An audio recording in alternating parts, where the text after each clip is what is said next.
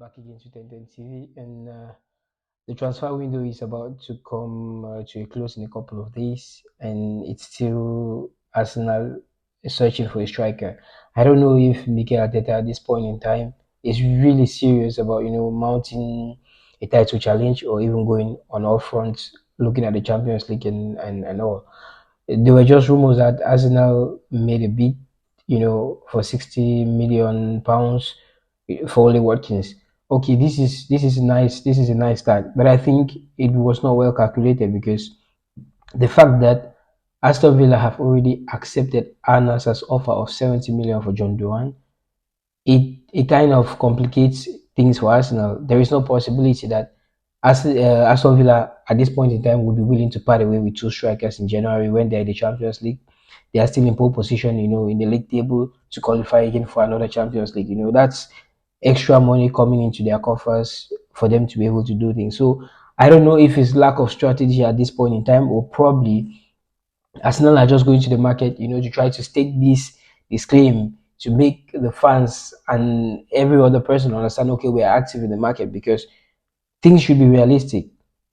Things should be realistic. I look at it and I'm like, how is it possible that Aston Villa accepting an offer for 70 million for John Duran and Arsenal are bidding for the lone striker they have at the club? He has had good performances. He's a good striker, very admirable. But that's not the point. The point is it possible to get him out of Aston Villa at this point? And I think it's categorically no. We are left with 3 days. There is no. People talk about tails. All type of names just keep coming up. Is it that Arsenal are just waiting for any transfer rumor to come, and we are like, okay, the club is linked with this? Ateta has always been somebody who strategizes very well, but it seems like things are not just the pieces are not clicking. Kai Havertz is doing an amazing job, but what if with the number of games he's playing and the injuries we are getting at this point in time, what if he falls down injured? Who is going to play? Yes, we have Trossard, we have the rest, but we know it's not going to be the same. Liverpool is not looking on slowing down anytime soon. So what are we supposed to do? We are supposed to reinforce the front line, try to make sure that okay, if Liverpool are not backing down, we push them right up to the limit, to the point wherein okay, Arsenal have done their best and there is no possibility, So it's just a little bit tricky that the club seems to say they are making an effort. We are left with 3 days. I don't want a situation where when come Monday, this panic buy comes up and we just buy somebody because okay, we are panicking in the market. We just want to buy somebody, and it will just be another January window wherein someone is brought, but not to serve any purpose. Because Ateta keeps saying that I want to bring people to the club who can improve the team, who can improve the club as a whole.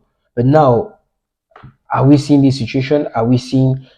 We cannot be able to get all the rumors, but it's very much it's out there. Who are Arsenal going for? Probably if they were going for some, we don't need to go for the big names. At the start of the January window, everybody was like, oh, let's go for Goretzka, let's go for Sesko, let's go for the Victor Osimhen, and we know that it's so complicated at this time to get these strikers. What will I do? I would even say, why not take a gamble on a Ferguson for Brighton? Just take a gamble and put another body. That's somebody who is a little bit Premier League proven. If you put him up there, he can do a job for you.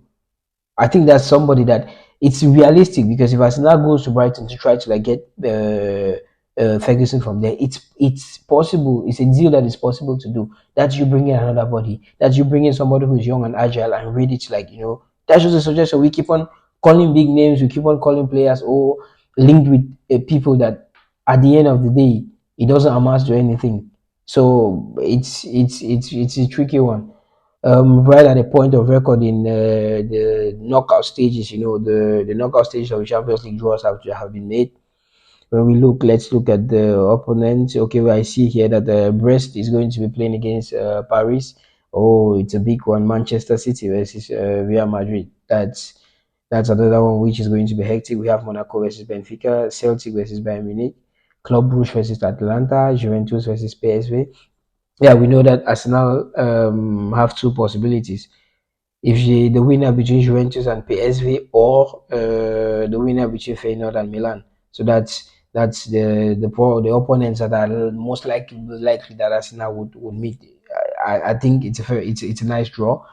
Arsenal at the moment should be able to defeat any of these club as it stands. But there are two teams that are very very experienced. You have the likes of Milan, you have the likes of Juventus, who are at the moment not performing at the highest level, but still these are very very experienced teams in this competition. So, and Sporting CP will be playing Borussia Dortmund.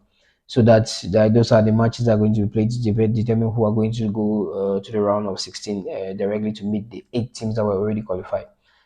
Back again to the transfer that we were talking about. Realistically, Arsenal should be looking at adding some bodies up front. That's something that the team is performing very well now. All the last matches they've played, it's been going quite well.